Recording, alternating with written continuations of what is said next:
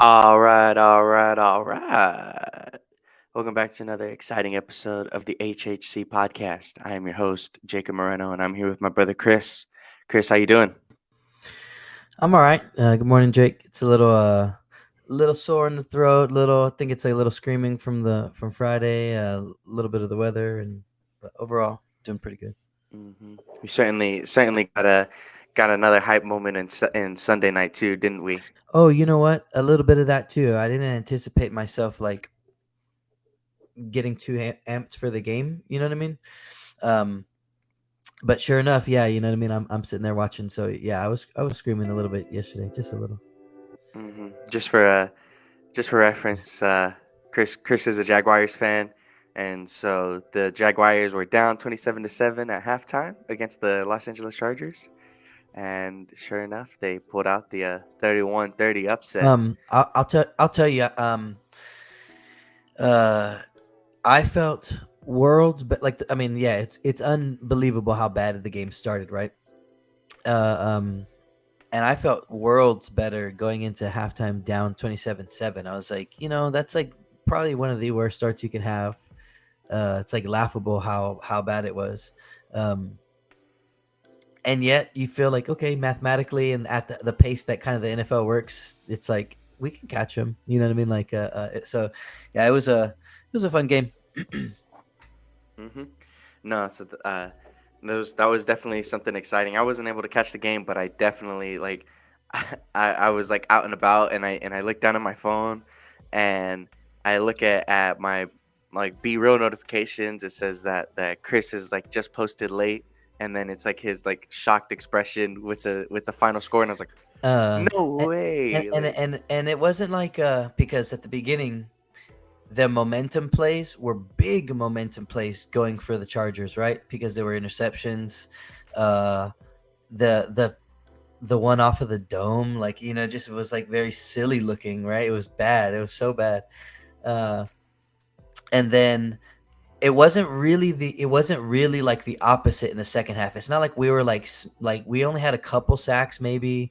They didn't lose the ball. I don't think we picked them off. We almost picked them off a couple times.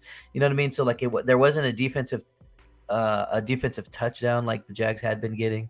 So it was just like a walk down, you know what I mean? It was just we just walked them down all the way and it was fun. It was fun to be a part of. hmm and well, I'll give you the props, man, because you said it last week. Or yeah, you said it last pod where um you're just like the Jaguars. They'll be able to take advantage if teams start to slip up. You said that all year that they've Yeah, been like doing like that kind that of if stuff.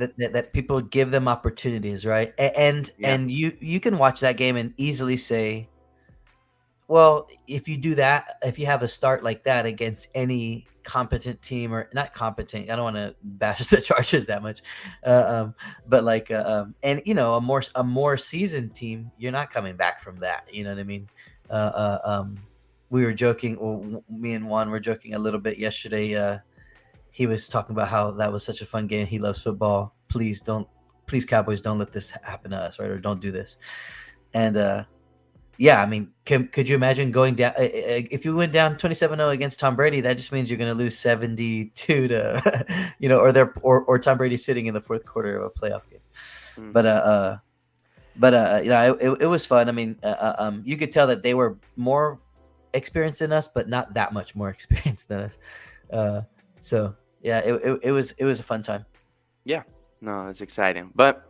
We are indeed a Spurs Yeah. podcast, so I just wanted to get that little bit of football talk out of the way, just because I know that was a big moment from literally yesterday, and so for Chris to be able to have that the Jaguars succeeding again, it's always a good thing. We always gotta bring it up and have some little chats about it. But yeah, we are a Spurs podcast. We do come to you guys at the 10 a.m.s every Sunday on Facebook, YouTube, and Twitch, all of which you can catch us live on said platforms. But if you can't catch us live um, on them during when we are live, then the VODs will be there on all three platforms right thereafter. Make sure that y'all do follow us on Twitter at Heroes Half Court, where we do talk about the Spurs on the near daily. We are trying to stay as engaged with the community as we can, and we love to have the engagement with the community as well. There's a lot of things that can be like positive discussions, a lot of things that can be negative discussions. And when I say negative, I more or less mean like some nice constructive criticism for the team, right? And we love being able to partake in any type of discussion. So, uh, with that out of the way, Chris, you were there. You were there this last Friday, man. How was the Alamodome game? What was the environment like? You know, um, So yeah, I was able to go, to the dome. I had to come, straight from, well, not straight from work, but had to go to work, right? So wasn't able to get down and do all like the pre the preamble kind of outdoor stuff that they had going on. A lot of sponsored events, going on right outside the venue. That would have been cool. I kind of imagine would have felt a little bit kind of like the tailgates that go on like for UTSA games and stuff like that. Just a lot of good energy, and the weather was super nice too. So it was a fun time to be able to go down, be amongst the big masses of people walking from very far away from the venue back to the dome, and then afterwards back out to your cars and all that kind of stuff. That's the kind of stuff. We get a chance to do a little bit of that at the AT&T Center, but where the stadium's at, it's not as much like that. You know what I mean? So that part's cool. Being able to relive some of that old feeling too of just going to the dome to see the Spurs play is cool. It was great. It was great to see. It was great to see Becky Hammond and Tony and Avery, and Manu was up in the boxes, and David was there, and I don't think Timmy was there. But anyways, just a bunch of that kind of stuff. Even we were walking down the hall. I just happened to find Josh. To be honest, we didn't go to the game together, and we sat in different sections. And it's like 15 minutes until they wanted you to be in your seat for that light show, and the big thing that you saw on the TV and all that kind of stuff. Ran up, got up to go get some popcorn real quick. Like, okay, let me try to get it right before. And my cousin and Josh were one of the first people that I saw as soon as I left. So we're walking down the hall like in the masses of all these people, and then Chuck and I think it's like Zay or something like that, or the two guys that do like all the games and all the announcements and stuff in between. They're walking down the hall, and we get a chance to just like yell at them real quick as they pass. And so the energy was there. It was super fun. yeah, no, and everything that I saw about the Alamodome, it was like it just looked like there was a lot to be like a lot of fun experiences to be had there. Yeah, and you've been, you marched there with your band, right? Yeah, For a state marching band contest out on that field. So you've seen like the periphery of it. You've seen the scope of it. You know what I'm saying? no, I've I'm pretty sure I was there like for my freshman, sophomore, junior year, and freshman year was for state with the smaller band that I where I lived at, um, in old New Boston, Texas, and then sophomore, junior year I was back here in San Antonio, and we just had little competitions that we would go to the Alamo Dome for. But all three times, like the one thing that my brother Juan would always tell me is like don't think that just because you're going to there every year that it's like any less significant. So I try to keep that mindset every year, and I'd say like every single time I'd stand on that field, I'd just be like it would be crazy, like just to like look at how everything is, and everybody in the crowd and all that kind of stuff, especially for that one state year, that first state year, because that place was full. And I mean, you don't have like they have like that blue curtain. I feel like I think they've like talked about that a little bit through the events, but they have that blue curtain that'll like block off some of the arena. Mm-hmm. But that entire arena that wasn't seen with that blue curtain was filled full of people there to see their kids march for a state competition. And so it was crazy to see that be full for me. I can only imagine what it was like when the entire arena was full for for the San Antonio Spurs. You know. Yeah. Yeah, for reference too. So I was actually part of the first ever UTSA football game, right at the Alamodome, and I think it said it was like 56,000 people were there for that game. And I remember being in the tunnel, and you could hear it. You know what I mean? You could just feel the rumble, and we have this system of how we get the information from the tunnel all the way back around, and it's just like our majors with whistles and kind of communicating that way. But they were passing the information along, right? And they were just like, oh yeah, it's crazy, it's full, right? So same, like I've seen it from the field perspective, and when it's the full and it's the curtains open, which is how it was at the game. And so to be in the crowd and just to be part of the noise was fun. There it's as I don't know how it sounded. I recorded it, so I do want to go back and watch it from that perspective. So I don't really know how like loud it sounded throughout. I mean, obviously, it didn't take long before we were thinking it was like 4 to 15 or something, like pretty soon, pretty quick in the game. So it wasn't very competitive, and we knew that was a possibility, right? Going against a team like Golden State. So I don't really know how loud it was throughout the game, but it was, when you go to the dome, there's always just this like dull roar that's going all the time because it's very echoey and concretey, right? So it felt like a dome game. From UTSA point of view, I've been to a few football games there, and kind of felt that environment a little. And then I remember very few basketball experiences. But so overall, it was special to be part of like the community part of it, and just being out there. I got a chance. This was this was a gift for me. Going over there was an anniversary gift for my fiance. So got to rep the custom jersey with the 91 and my last name on it. And so like that, all that part of it. It was a fun Friday night. I'm trying to think, like, is there anything from the game point of view? I mean, we got, I think, maybe one Keldon dunk, maybe one Jeremy dunk, right? It was it was pretty slim pickings in terms of what to cheer for on the court. Um, Hmm. Well, I'll say this real quick. I do want to get this little grievance out of the way, and it was just it's like pretty annoying from the fan point of view that couldn't make it to the game, right? I knew what the whole situation was for the game before going into it, and it was exciting to hear that we were going to be on ESPN for the game. mhm. But the second I turn on that show to like get ready for the pre games and everything, it's like these guys are only talking about Steph Curry and how 68,000 fans are here for Stephen Curry and the Golden State Yeah, I Warriors. can I can see that. I mean, And like the same way they probably likened it to the Michael Jordan versus at yeah, the Hawks, right? and again, like I kind of understand it where it's like, yeah, of course Steph Curry is the greatest shooter of all time. I'm not taking that away from him. I'm not taking that away from the Warriors that I'm sure they sold tickets for this game. But when you look at every single picture of the Alamodome, how many Warriors fans do you see? It's like one in every like 300 And in a and photo.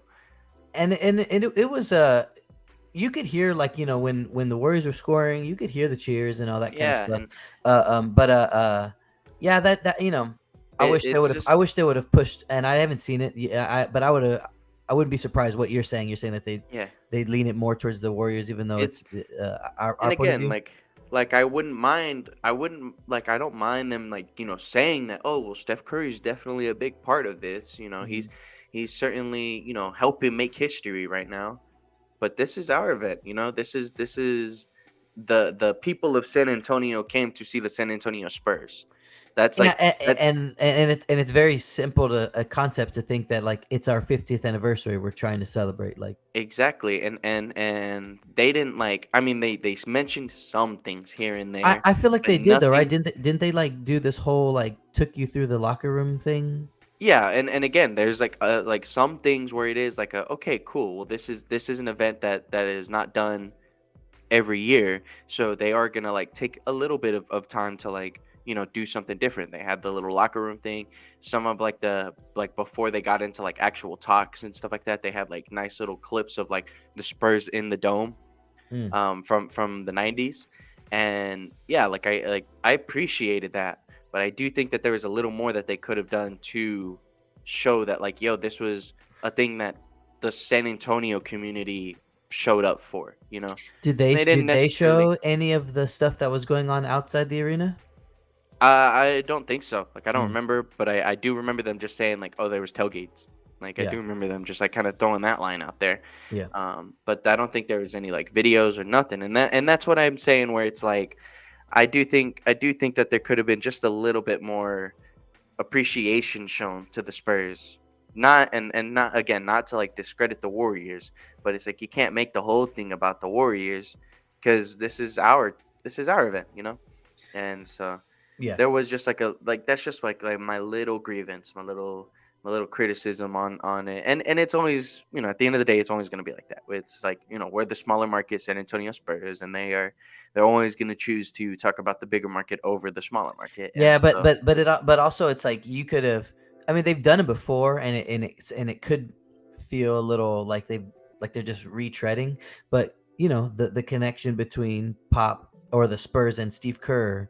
You know what I mean? And I feel like there's more. You know what I mean? Even like what'd be cool is like if they talked. Well, I mean, shoot, no, that would be the perfect entry, right? Is Steve Kerr, uh, uh um, but even just being even Stephen Jackson. I don't know. I was like, you can just talk any players that played for both teams if you want.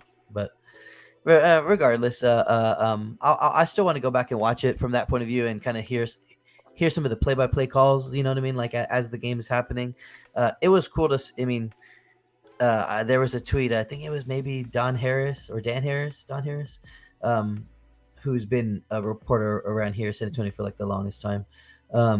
And he said like to all the fans going to the game, every seat is a bad seat. Like, be prepared to just not see the game, and that's what I was expecting. Our seats were actually like baseline, way like straight baseline. So, it was fine. You know what I mean? From that point of view, it was. But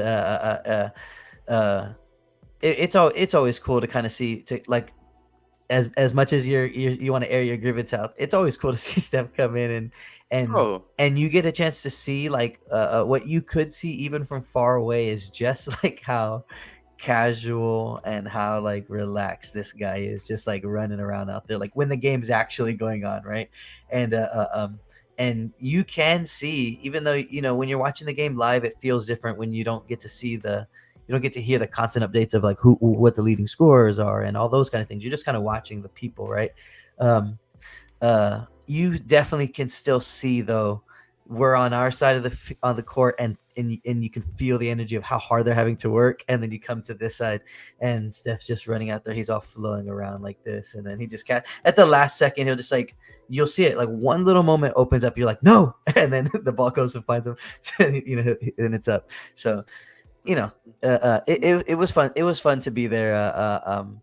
Overall, regardless, we're gonna have a good time. So and again, I think that when I say that I had like my grievances, it was purely from the standpoint of like why can't you just show love to the Spurs? yeah, But yeah, I get it. I will say, like, I'm also gonna appreciate, like, I love to appreciate greatness when it's not LeBron James and like Steph, Giannis. There's like plenty of those guys that I would love to be able to like actually see in person, so that I could just get the feel of like, man, this is what one of the greatest players on the earth looks like, you Hmm. know? I remember And the first time that LeBron was in Cleveland.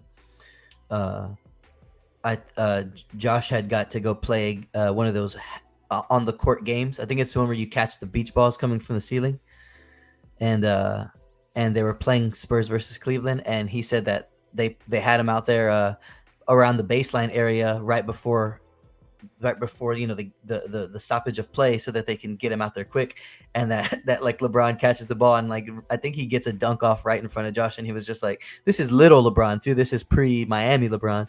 So he was just like astounded how big he was, right? And that was when he was little. So I can imagine now, like you be in that position now. hmm Man, I Josh has never told me about that one. That's a cool story to even like just think about the ideas of like you're like right there, you're right next to him, and I like I guess the only story that I have close to that is like working here at Texas Tech my freshman year. I was like part of the like more not the behind the scenes film, but like the film that you would actually see like on a jumbotron and stuff like that Mhm. during the games. And so I did have like a time where I was like kind of standing baseline just recording reactions of people, but then like when I wasn't recording I like turned around and these 6'7", 6'8" dudes are running around on this court, and I'm like, what am I looking at right now? Like these guys, like these guys are freaking crazy. and Mhm. and and again, I'm just standing baseline. So and that's only college students, So at some point, the talent is gonna be different. So I definitely in my bucket list, it's to like be at some of them games baseline and start to like really enjoy and appreciate the game from that point of view as well. Yeah. Hey, speaking of, well, I don't know. We'll get to it in a little bit. I guess if we talk about the Memphis, I did want to. I don't want to sound like a hater. I don't want to sound like a hater, but also being in person, I was so frustrated watching Zach Collins play basketball in person. I was Oh, like, I was like, man. I was so mad at myself for fixating on it. But it was like, all right, you're out there against Looney, Andre Iguodala, like Draymond Green. I'm like, let's have some success, please, or let's not get bullied around.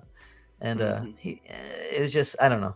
Like, I'll just say that, right? Going over there, that was one of the things that was like on the court. I was like, dang man, at least this is a year to experiment with a guy like Zach Collins. In my opinion, I don't think he's an answer for even a backup center position, but this is a year to find that out. And I think if I'm the Spurs, hopefully they're coming to the same conclusion that I am. Yeah. No. Well, Chris, is there anything from the Alamodome that you do have like lasting like impressions or anything like that from like how it was? I mean, uh, not really. I mean, again, I didn't get a chance to go see all that like the fanfare stuff they were doing outside pre-game. I didn't stay for like they had music and I think like fireworks maybe or something like that after the game. I didn't stay for all that. You know what I mean? But again, it is fun to like to be part of like the community parts, right? As much as you can. I mean, I've been in San Antonio now for over 10 years, so it's it is a big part of my life at this point, right? Being around here, and I have moments. I do have some of those moments, right? Like being, we watched the Spurs close out the Heat right across the street from the Alamo. You know what I mean? And we were right there, ready to celebrate as soon as it was on. So like. We've been there for those moments. I've been downtown during the '05 finals, during the '07, like a long time ago too, as a younger kid. So this will kind of feel like that too, just kind of the again more like the walking to and from the arena and the big crowds and all that kind of stuff. That part is the fun part, being able to kind of share that stuff with my fiance. And uh other than that, we didn't get a chance to go. We weren't down there where the standing room stuff was, so we didn't get to see the barges and all that kind of stuff. They did have a lot of like, they had cool merch. They had like the big posters, and you could buy jerseys there, and if you bought jerseys there, they had free upgrades. They would iron these patches on the bottom, and the patches were like, they had a little Alamodome. They commemorated the game that you were at that day. So, that all that kind of stuff is cool. But at the end of the day, it felt kind of like felt like a dome game. You know what I'm saying? So having been there a few times, it kind of felt, part of it felt familiar, and part of it felt new, not new, but just we hadn't been there in a while. So it was good. Very nostalgic. I definitely would have sold like I would have folded. I would have bought one of those jerseys if I saw that I was getting a patch. I would have just been like, yes, give it to me right now. I And would have I done mean, it. so I was wearing my green or my teal jersey. So I was hoping, because they had jerseys there, but they didn't have customs. I don't think. I was like, man, let me just go over to that booth and see if maybe they'll just put that new patch on this jersey. That'd be cool. Yeah, no, I like because I have the classic jersey, right? I have the classic KJ jersey, Hmm. but I don't have the teal jersey. And that like the second I would have saw like whoever, whether that's like Devin or Keldon or whoever I just like wanted at that point in the night, then Hmm. I would have just snagged it, got that patch, been like, yes, this is mine forever, you know. But it's all good, no worries. It's a good thing that I didn't go at that point. But Yeah. as we transition on, you were talking about Zach Collins. We're gonna start talking about this like little Memphis series. I think I've been like the one of like the biggest like middle ground people with Zach Collins in the sense of like there's so many people on Twitter that tell you Zach Collins is trash, and I don't believe that Zach Collins is trash, but I do believe that Zach Collins is nowhere near as good as what like you really want him to be. Hmm. And the problem with that, me and Juan have been talking about it, is that Zach Collins, he just has to do everything right on offense, or he's just not good enough. You know, he's got to take advantage of the post up touches that we give him, or it's just not going to look good for him at all. You're saying You know, because he has deficiencies elsewhere. elsewhere, right? Yeah, and so it's like a thing of like his play style isn't a run and dunk type guy to where he can just sit in the dunker spot and catch lobs. He's not an in transition type of dude like that, and so his offensive game is nowhere near as like what other people, especially other backups in the league are. A general consensus in a good backup center is that they're literally a guy who could just sit in the paint, block shots, and then run to the other side of the court and dunk the ball. And that's nothing of what Zach Collins is. He'll get a block every now and then, but that doesn't mean that he's as good of of a shot blocker as other people are. And the same thing is just like his offensive game is more centered to where we have to give him an isolation possession, or we have to make a play centered around Zach Collins in order for him to succeed. And then when that shot isn't falling, then there's just like no point for him to be out there. It's just like he's not even he's not even hitting this mid-range turnaround shot that he wants to take, or this little hook shot around a dude who's smaller than him. And it's like, well, you're not. I did like whenever it's like a catch and shoot and he doesn't really think about it, and that's like he catches and it feels more in rhythm. That's when I feel comfortable with it, with like that's where I feel comfortable him trying to score at that point. Yeah, and I don't, as much as I feel like we need to have this as part of your game. I don't want to see him. I don't want to see him try to do anything in the post with the ball that much anymore. Like yeah, it's just not fun to watch.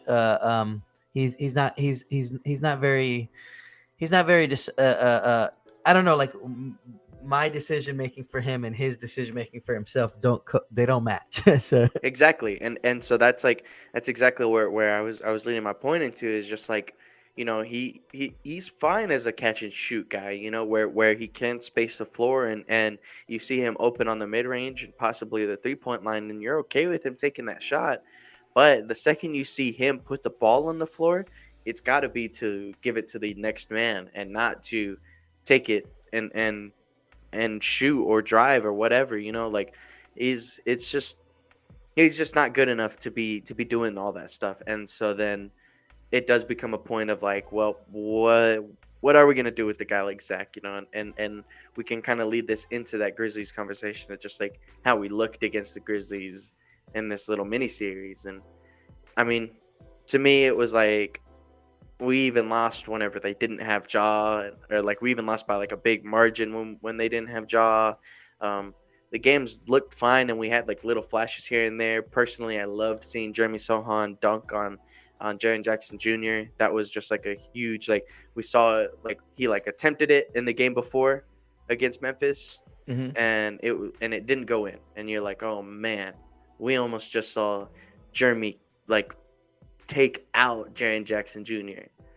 And then finally, this next game, it was the exact same style of like where they're like running on the court. And sure enough, he was just like, all right, this is mine this time. And then boom, just slams it on him. So, Yeah, almost snuck it in a little bit, right? Like with the right hand or something. hmm Hmm. but it was still really good to see, and stuff like that. It's like those little exciting plays that we get to see that you know I could take from the Memphis game. But what do you think, Chris? What are your takeaways? I mean, Memphis is just a good example if we're talking about Zach Collins, or if we're just talking about our kind of interior in general. And again, I don't want to sound like a broken record, because I know that we said a lot of this last week. You know what I mean? Like when we were talking about it. So but Memphis is just it's a great example, right? Because they got two guys like Jaren Jackson and Steven Adams, right? And I know that, like, there's not one Steven Adams for every single team. You know what I mean? Everybody can't have a size at that position, and for that they've had him for a while. Or, you know what I mean? Like, we don't all get it, so I understand it, but it's just a good example because you have this first game, or sorry, let me pull up real quick. First game, Jaren Jackson gives you 16, Adams gives you 13 with 15 rebounds. And they're just holding it down. You know what I'm saying? Both of them making life hard the whole game. Next game, Jaren Jackson gives you 21 and 12. Steven Adams gives you 11 and 18 rebounds. So, I mean, and those are just the stats. But making you feel uncomfortable all night is something that we have to get accustomed to when we see like Zach Collins out there, because it's like he's just not big enough. You know what I'm saying? So from that point of view, that's where I stand in terms of just like being in the games, though. Watching these games, it's fun. It's fun to see. It's fun to see a guy like Ja, who he has these moments, especially when he was younger, right, where he was just almost like watching the game, not really doing too much, and then boom, he explodes, right? And now he's way more into his role of being the leader, and he's got a lot more things to say and all that kind of stuff. So it's fun to be able to hang with these guys, because I want this to be a fun rivalry for the next 10 years. You know what I'm saying? And I know we're not there yet. You know what I mean? I understand that we're getting smacked around by these guys and by the Pelicans and by the Mavericks, not the Rockets yet, but so I'm here for all the trash talk. I'm here for all the energy of it. We just don't have the pieces yet, So every time we see him, it's like, okay, here he comes again, Hmm. No, I mean, Ja is a special type of player, man, and it sucks. It sucks seeing Jakob be on like the highlight reel again, kind of thing. Like you're happy that like he's like trying to stop him, stuff like that. I'm pretty sure it was Yak. It might have been Zach, but I'm pretty sure it was Yak. Either way, like you're I'm pretty sure Yacht got dunked on. That's what you're yeah, saying, right? Yeah. yeah, exactly right. And so you hate to see that Yak's on the highlight reel, but you're happy that he's trying. But it's like one of those things where if you look at it, Ja's putting somebody on a highlight reel like once every week, if not Yeah. twice, if not three times. So So like a long time ago, Russell Westbrook had that play where he's going up attacking the rim, and then like the last second he like does that pass where he kind of like has that weird funny like body expression, right? He's like up and then he passes it like that, and then the guy finishes. And I knew from the moment that happened, that was probably going to be top 2 or maybe my favorite Russell Westbrook play of like that I've seen, right? And to this day, that's my favorite one. Is that one? It's just so much like all his personality and energy and utility all in one play right there. And that's how I felt when I saw Ja Morant cock back like this. No push off, no nothing, like no off arm, just like as far back as he could go. And I know that what's the other guy, the guy he did it on? Maybe it's like a guy who used to play for the Hawks or something like that, or yeah, let um me see if I can uh pull up the freaking highlights so I know. I know that guy is not the biggest guy. He's not like a Steven Adams, right? But man, oh my god. That yeah, it was just incredible. And my favorite part about it, to be honest, and it's so funny, is like, again, like thinking about like what would make like the perfect play. It's got to have a good everything, right? And the capper is he jams it, he's falling down, and Adams kind of picks him up, or he like catches him, right? Steven Adams catches him and helps him Mhm. kind of just get back up. And so he's already looking at his bench, and he's like levitating back up because Adams is just doing all Yeah, the work for him at that point. So if you catch that, I think it's like a baseline. Speaking of like being on the baseline and catching the footage, right? That's like the angle, the slow mo. He's pulling, does the dunk, and then he's getting levitated back up by Adams as he's like staring Mhm. at his bench. Yeah, it was just a perfect play. And so he's, like, it just to, preference it. It was against the Pacers. It was against a young Jalen Smith who was on the Suns, Mm, before he was a that's Pacer. right. That's right. And so, yeah. Either way, though, either way, like, and again, that's a young player trying to understand and know he's not a vet. He isn't, not even like to. Speaking of it, you appreciate that he's trying to go get it. Yeah, that's what I'm saying. It's like, he's trying to understand. Maybe now he knows. Maybe I won't stand under the paint when I know John Morant's coming at me 20 I miles an mean, hour. did you see the Jakob one? Jakob goes like he's gonna contest, and then as soon as he got to a point, he goes whoop, and he just dips out of it. He's like, nope. Yeah, and So so then it's like, I mean, that John Morant's just that talented of a human being, man. He's so good on the court, and I mean, just like you're saying, you're talking about, like, just that signature, man. Like, the first time that he dunked on Yak, I wanted to just be like, well, it's not a true dunk. He freaking threw his elbow right into Yak's face, like, like, yeah, he did. it's like it's like He it's did. like I'm not gonna allow this as a petty Spurs fan. I will not allow this being like a thing that I'll Two, appreciate. two things can be true. He fouled the shit out of him. Hmm. It shouldn't have counted. It was a great dunk. Yeah, it All of was. those things are true. But it's like, for my petty self, I'm still gonna just, like, I'll lean directly into the no, not his shot. No, that's an offensive foul all day every day. Yak did the right thing. But then the last dunk, I was just like, all right, I can appreciate this. Good job, Ja. You're Yeah, good, man. And then again, the one against the Pacers too. And I saw that one, I was just like, wow, like yeah. this dude is unbelievable. And I mean, again, like you just add it to the list of, like, guys that you want to see it live in person. That Yeah, you're right. You're right. And it makes me want, I'm excited for my team because we get to be in competition with guys like that. You know what I mean? That's the glory days of the Spurs was never about the Spurs being better and beating teams that we were just head and shoulders above. That was never what it was about. We were in the trenches with Kobe Bryant and Shaquille O'Neal and Dirk and all the great names that you can think of from the 90s and the 2000s. And you know what I mean? Like, we were in the battles with them, and we didn't win every single year. You know what I'm saying? We didn't have the repeats and all that kind of stuff.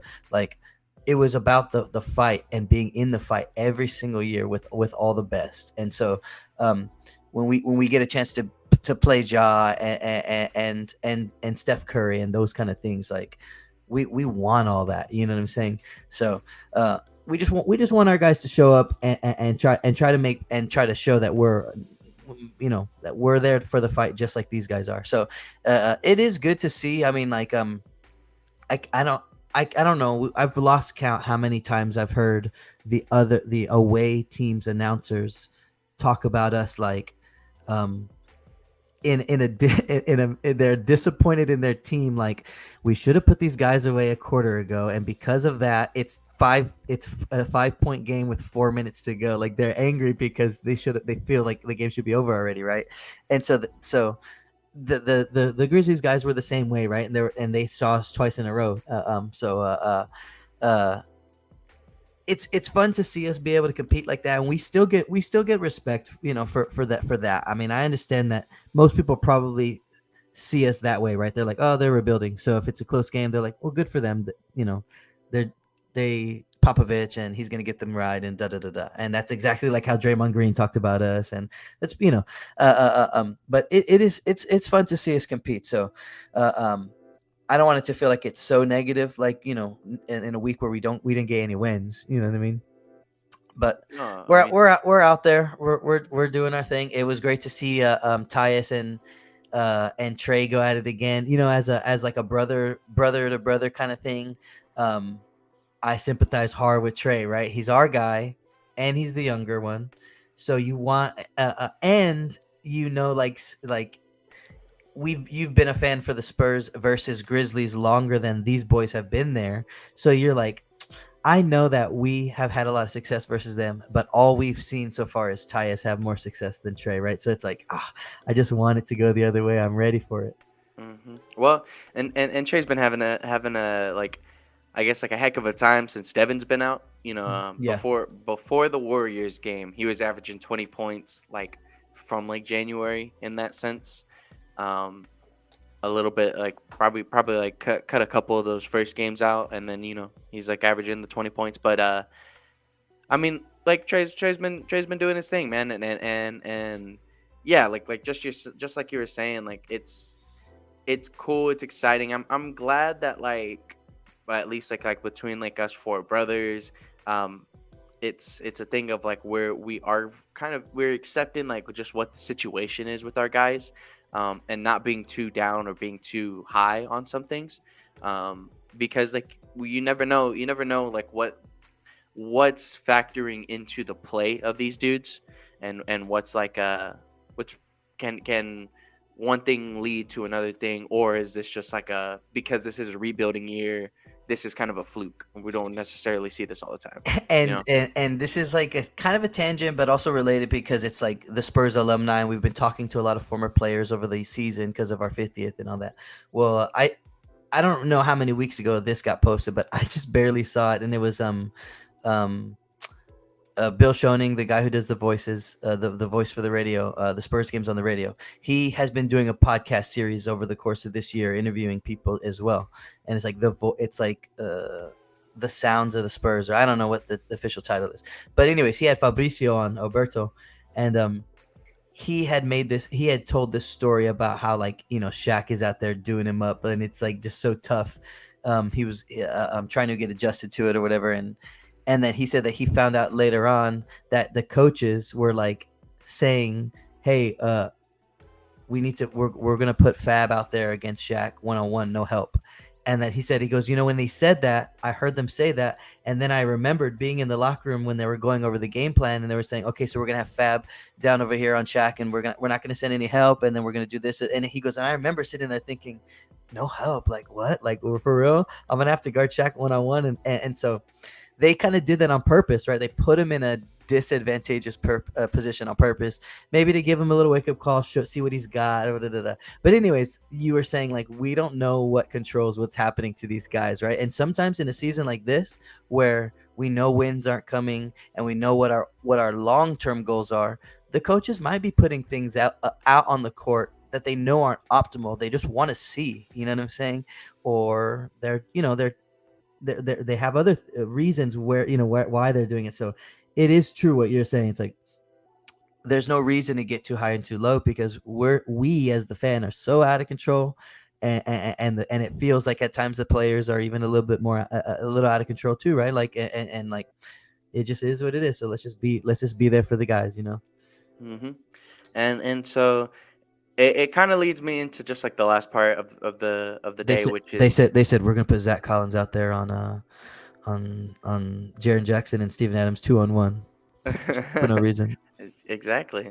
But the last it brings up just the last thing for me today, which is I had tweeted out a couple days ago, just like kind of bringing up like Keldon feeling like he's like ever so slightly regressed. And when I say that, I honestly don't think that he's like really taken any steps backwards in a sense permanently or anything like that. It could just be like we know it's not nearly as bad as like what his slump was earlier in the year, right?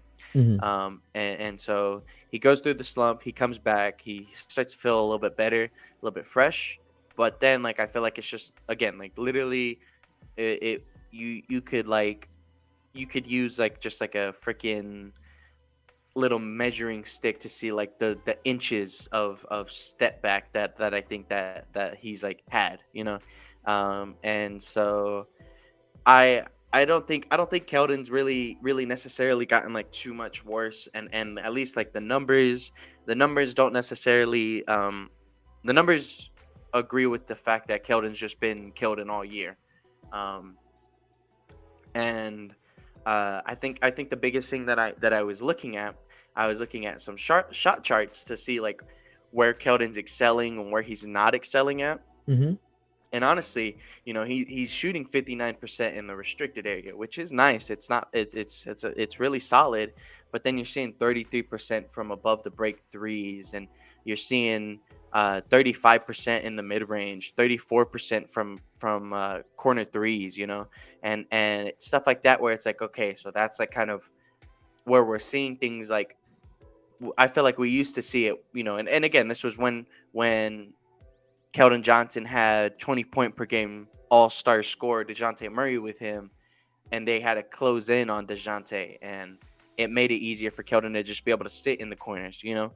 But that was a spot where he would really knock it down almost all the time. And this year he's only taken 23 right corner threes and 39 left corner threes. So we're not seeing him sit in the corner anymore, being like open for those type of shots like we used to.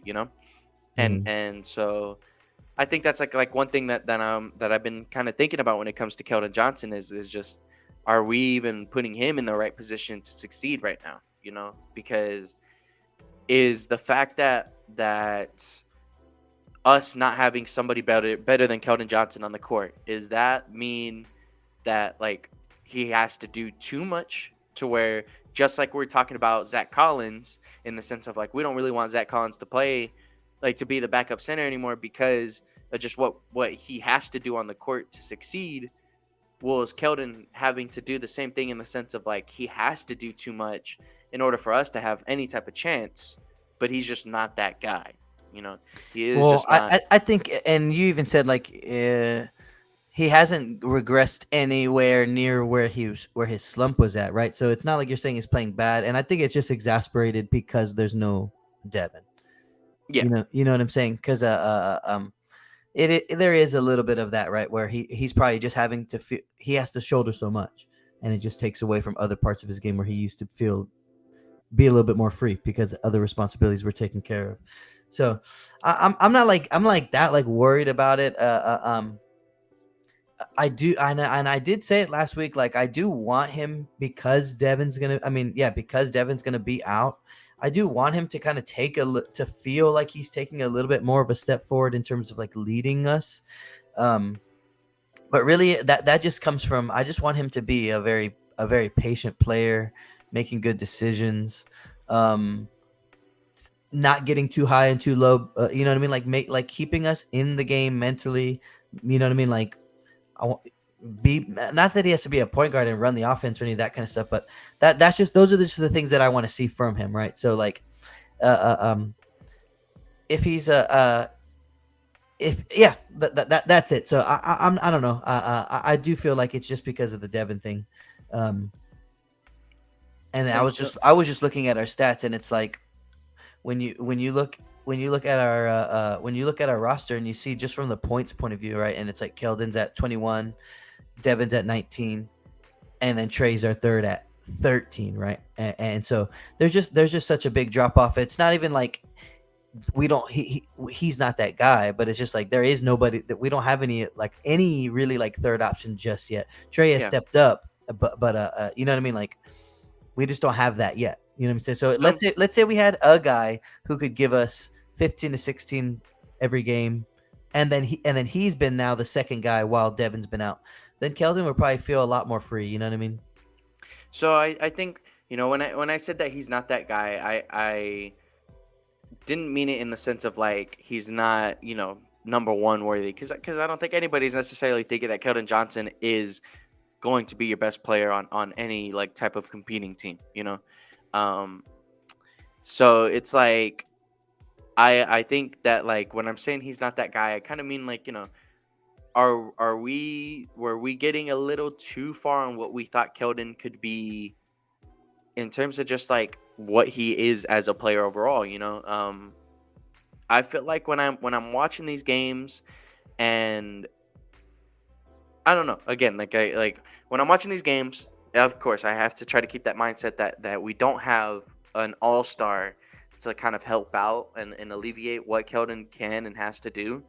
But it looks to me like he's kind of just reverting back to what Keldon was before he even was a 20-point per game scorer at all. Yeah, You know? some of his decision making, like when he chooses to run into big traffic, feels a little bit like that. And maybe it is coming from a different point of view. It's not the like he has the rookie blinders on. But it is a little bit of the I feel like I have to make this play. Go, Hmm. we haven't got any easy looks at the rim in a while. I need to get here or whatever. And then it's like one of those things where through I'll say it in the sense of like through the right after All-Star break last year into the beginning of this season. That's like that type of Keldon Johnson that we were looking at. That was like the best Keldon Johnson. And yes, obviously everybody would want to talk about like how good of a three-point shooter he was, but I'm mainly talking about like the way he would attack at the rim, and you just kind of said it right, but like it's like one of those things where he literally just is like, well, I'm just gonna try to force this shot in front of this person rather than actually trying to make a skill move to get a better look at the rim. Because we know he shoots in the restricted area at a good rate. Like again, 60% in the restricted area is solid, but it could be even better if Yeah, he like just like had. you know who's had um good looks at the rim, like almost exclusively good looks at the rim is Romeo Langford.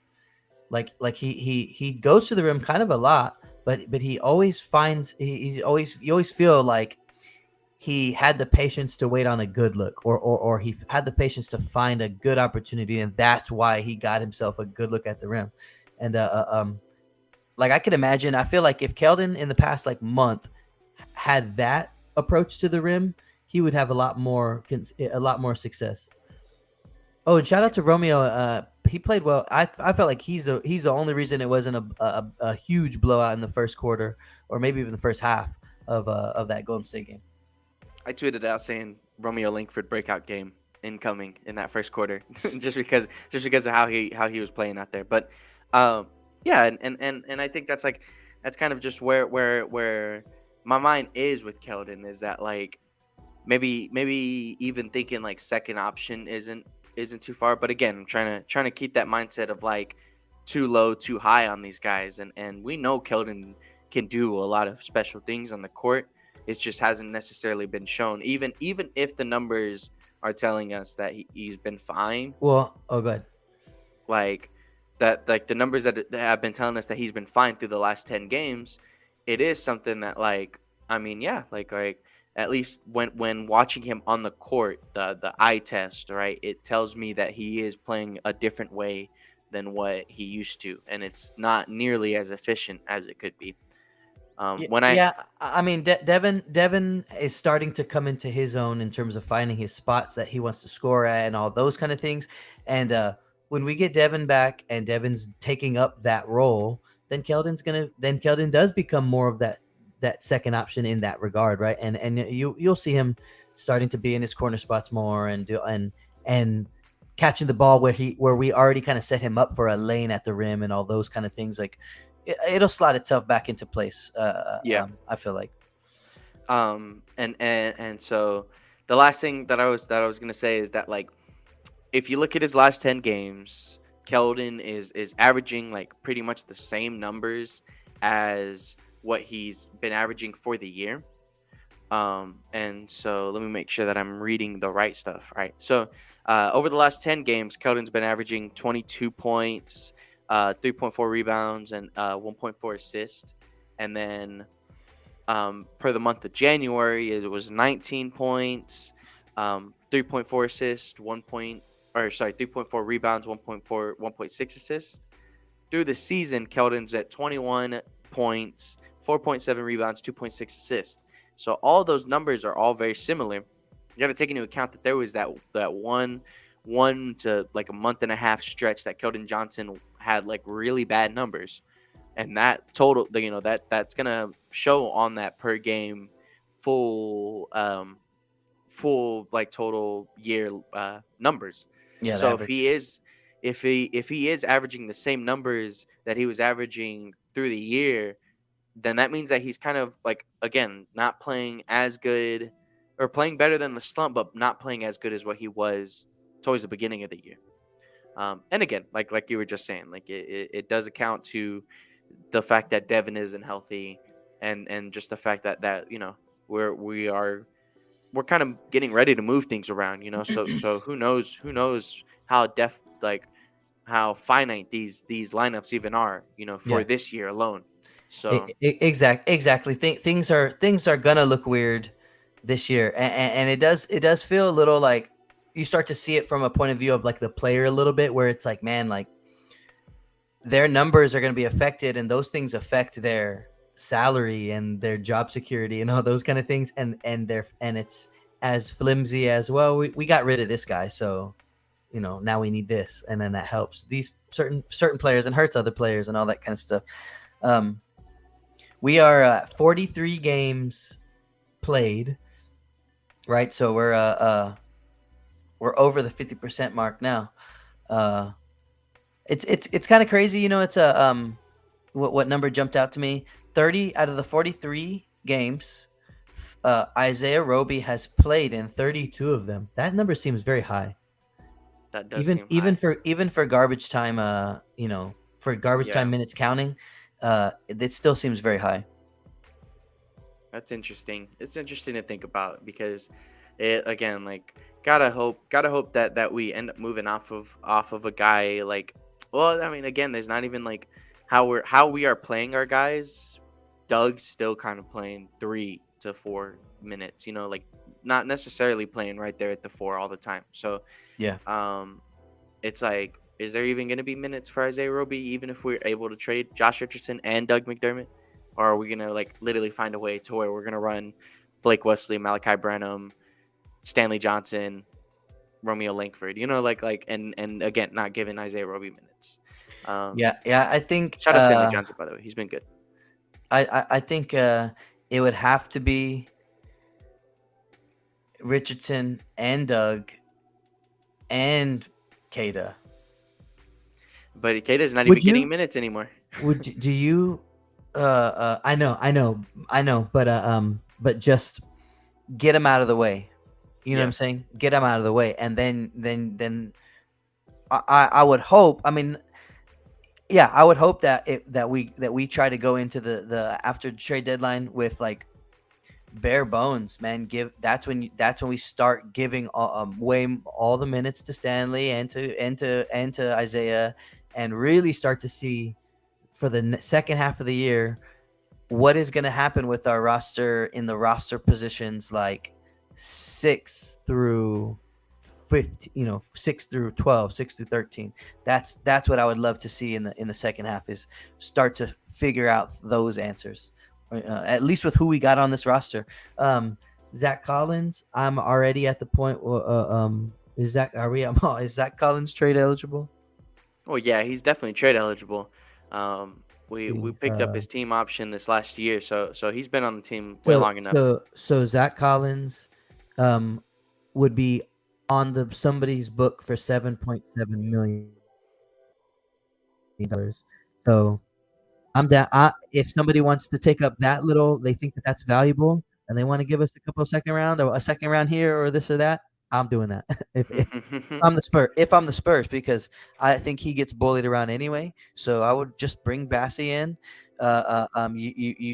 You keep Gorgie on that 10-day, and just go small. Just do it. Keep doing it. That's what I would do.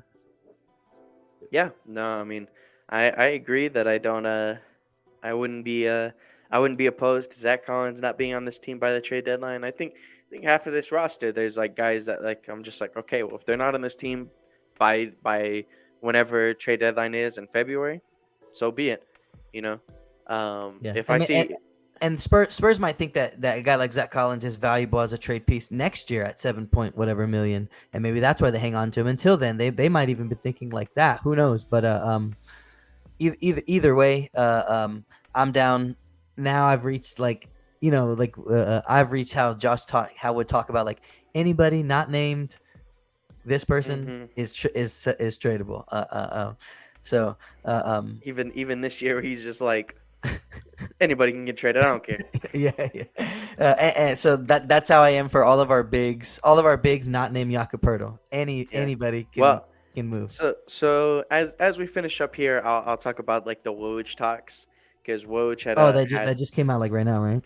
no Woj had talked about the Spurs on on ESPN during right before pregame. I appreciate this. I'm glad we had something about us, right? But so they sat down with Woj to talk about the Spurs and just like where they're at. And these are the two things that Woj was said. First thing was that the Spurs would not mind keeping Jakob and having Victor Wembanyama play at the four. And again, this is all just hypotheticals. Double big boy. If we do want to have, just in the sense that we are playing to get Victor, and if that ends up happening and we're extending Yak, he said that Yak's like value is a lot more than the extension that we could give him like right now. So that he's what are we available to give him? It's like 4-year, $58 million. 4-year, $58 million. Yeah, and so, whatever the case may be, we know that Jakob's going to get paid in the offseason by whether it's us, whether it's another team. We understand that Jakob is a valuable player in the NBA. So it's one of those things where they said that, like, San Antonio, and I full-heartedly believe that Jakob is willing to stay with us on a good deal. You know what I mean? Like, he is obviously going to get paid more than $58 million for over 4 years, but like it's still not going to be a crazy bad deal for us. And then it's a thing where we're going to be able to make it work with a guy like Jakob. Now, that was option number one for the Spurs, which was get Victor, play Yak at the 5, and play Victor at the 4. The other option is that there are so many teams talking to the San Antonio Spurs saying, hey man, we want this Jakob guy, which just increases his value every single day. So Jakob is a hot commodity in the NBA, and that if we trade him, we will be getting a good haul. He didn't necessarily compare it to a DeJounte Murray trade, because DeJounte Murray was an all-star. We got a lot of picks and some other things to just try to work with from DeJounte. But I would not be surprised if we're getting 2 picks and a pick swap, or whatever, a young player that's like actually pretty solid, and 2 picks. I think there's a good way that we could get a good haul for trading Jakob. And again, that's on a personal level. It's I wouldn't want to trade Jakob for anything less than like LeBron James, but I also understand if we're getting a good haul for Jakob, all we got to do is draft Bronny and we get LeBron for free. Exactly. If it does come up to like that point, where it is like all right, I think we are kind of looking to trade Jakob, I'm gonna be kind of happy with it, in the sense of like we are going to get a good return out of it, and it's not going to be Jakob just got traded for 2 second-round picks. Bye. It's like, no, we're going to get our value back on a guy like Jakob. What you're saying, and what I'm taking from what you're saying, is that we kind of have not that it's like leverage, but we're in a good position with Yak. You know what I'm saying? Like I mean, 14 or that 4-year $58 million, that's like 14.5 per year. I'd expect a guy like Jakob to get $19 million a year. Well, I was gonna say, so Keldon's right now is making on his extension 20, 19, 17.5, 17.5. I wouldn't mind if Jakob is a guy who's at like 17.5 every year, like 4 years, 17.5 per. Put him on that pay schedule where we are gonna have to pay Devin at the end of next year. But you got Jeremy locked in for the next 2-3 years after this year, and then that's it. I mean, that's it. You know what I mean? So I think if it, from that point of view, okay, that's what it is. From the point of view of we don't know if we're gonna get Victor, and so keeping him is still valuable to us. It's valuable if we have Victor, and he's valuable if we don't get Victor. I think bodes well for him, and because he knows that he's valuable to us. So I don't know. Like, I want option number one. Whatever Woj was just saying, I want option number one. Yeah, and again, like I agree on pretty much all that level of just like, if there's a way that we can make it work with Jakob, let's make it work. You know, Yeah, I would like try. I would rather. I would try a lot of things before going the trade route.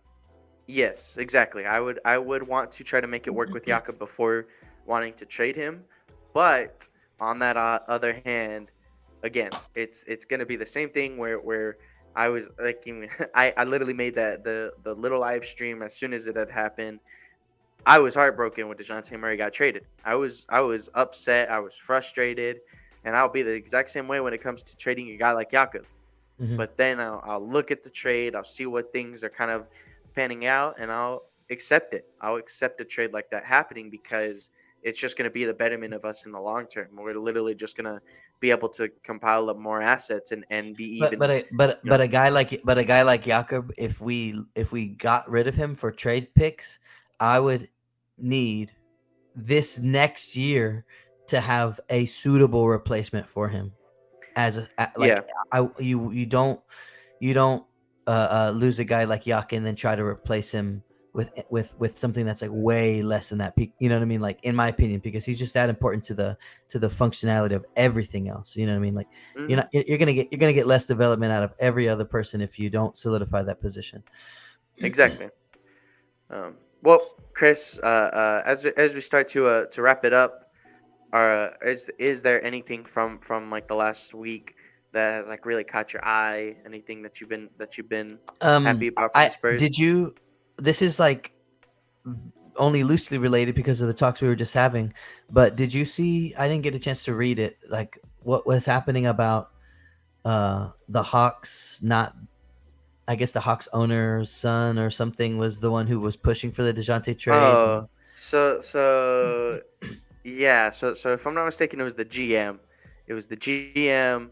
His son was just like, "Yo, we need this Dejounte Murray guy." That was like kind of like what that whole thing was. It was just that Hmm. like the son of the GM was like, let's do it, while the owner was like hesitant to be like, "Are we gonna trade all this for Dejounte Murray?" Hmm. And I think Dejounte Murray is you know given on a different team, Dejounte Murray would be worth that type of a trade. Like he should elevate a team past where the Hawks are right now. I don't think it's DeJounte Murray's fault that the Hawks are where they at right now. Hmm. So, like it's like, that's kind of funny. It's the irony that it wasn't even like the GM, it wasn't even like somebody in the front office that really like pushed to get DeJounte So Murray. so the guy doesn't have the son doesn't have a It job there. He just. he might, but I doubt it's anything like, anything crucial. Mm.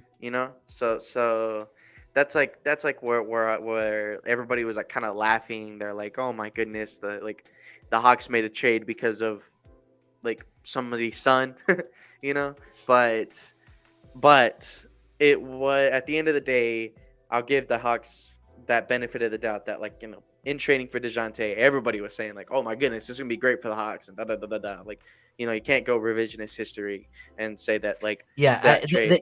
they're a team that is looking for somebody. They're looking for the root of the issues that they're having, and so Yeah. far this year, it's been the star is doesn't get along with the coach. It's been the Dejounte Murray traded and the holes that it puts you in, monetarily, and you can't go get other things, and so they're looking for the Mhm. people to blame. You know what I'm saying? And then being stubborn on trading John Collins because Exactly. the You, the you you just reports of. said Dejounte Murray on another team is worth that kind of haul. Dejounte Murray, when you get a guy like Dejounte Murray to pair with Trey Young, you go the next step and you make something happen to upgrade where John Collins was at, and you try to get Yeah. more value there, and then you get Trey Young, Dejounte, and some other new guy. You know what I'm saying? Like And so they and only they're went like, halfway.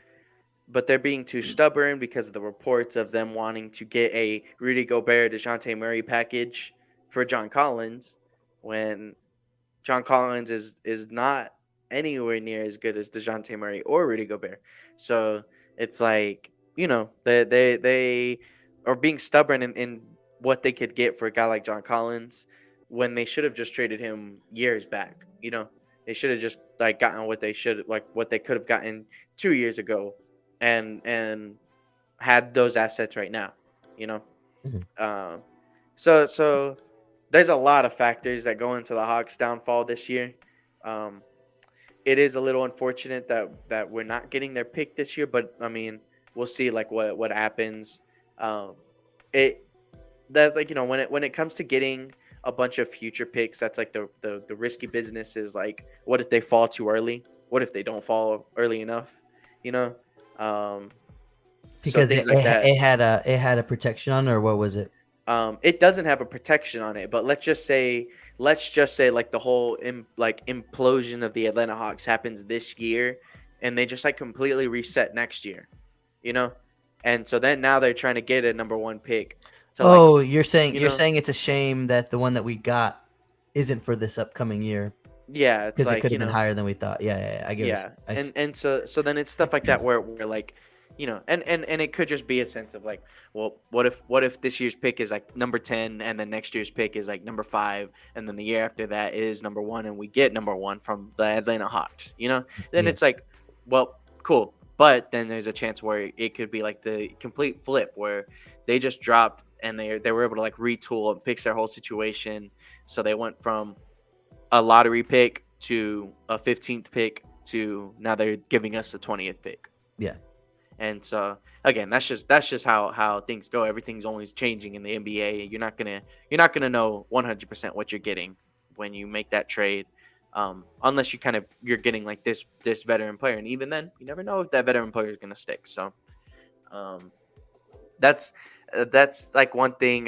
Shout out Trey Jones again. He got like an eligibility extension thing, like an upgrade to like how much money the Spurs could give him out of an extension, because of how many games he started this year. Um, so Yeah, I think he's been in 42 of 43. yeah, so because he's started every game that he's played, um, he uh, he should be getting a little bit more money this year, and I'm very much hoping that is from the San Antonio Spurs.